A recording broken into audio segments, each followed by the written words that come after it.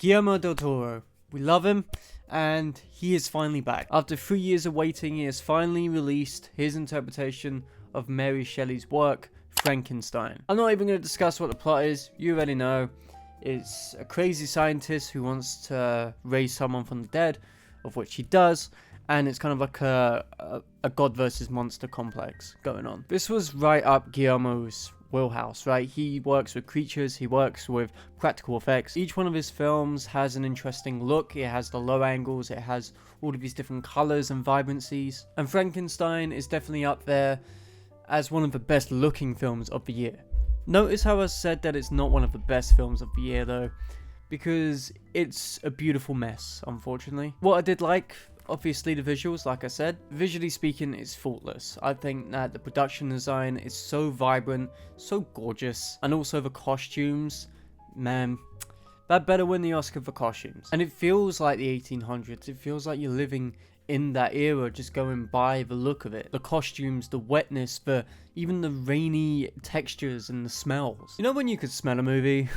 Like, this is definitely one of those times that you can smell the film, and it weirdly smells like sewage. And Jacob Elordi, he's fantastic. I think that him as a creature is definitely up there for one of my favorite performances of the year, which is weird because I don't necessarily like him as an actor. I think that he just picks really bad roles and picks roles for people on Twitter to Google at. Films that overexploit his so-called hotness, and for a replacement role, this is crazy. It's crazy how this was like, he replaced Andrew Garfield, like, randomly. Andrew made a good choice, kind of. The physicality in him, like the way that he crawls on the floor, is kind of scary. And him crawling on the floor and doing all of these different humanistic point of views, that is interesting. Now, the issue.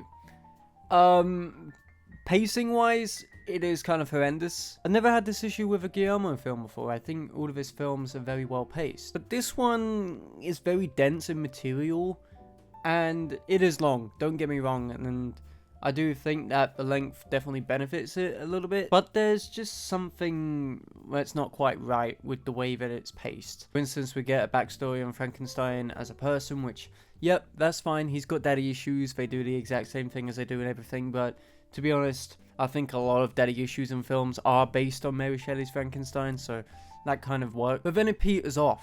Like, as soon as the creature is introduced, it sadly peters off, which shouldn't really be happening considering that the creature is the main draw and the main attraction of this film. Also, Mia Goth, I think that Mia Goth's a great actress, right? I think she's great in Pearl.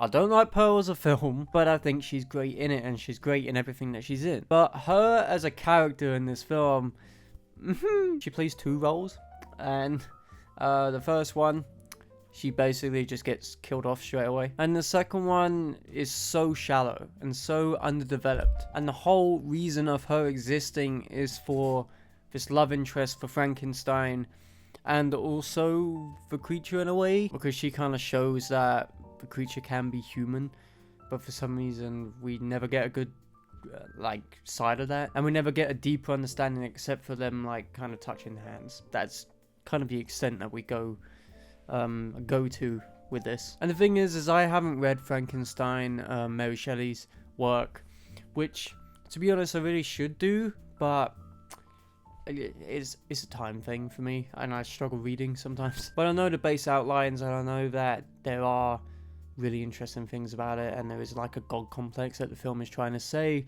just like the book, because the whole point of the film is supposed to be like, okay, who's actually God in this situation? Is it Frankenstein or is it the creature? It's like nature over nurture kind of thing, and it is interesting in theory, but for some reason it goes very familiar.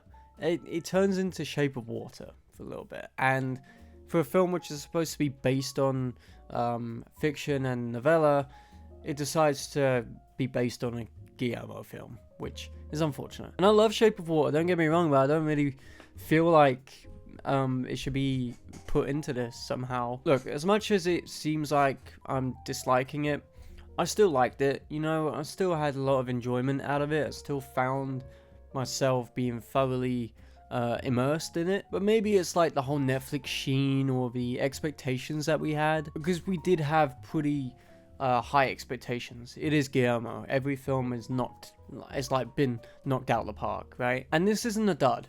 It's not a dud, but it's just not a film I think I will go back to, and that is quite a shame, to be honest. I'm gonna give Frankenstein a 6 out of 10. And for you in the comments being like, oh, why'd you keep hating on everything?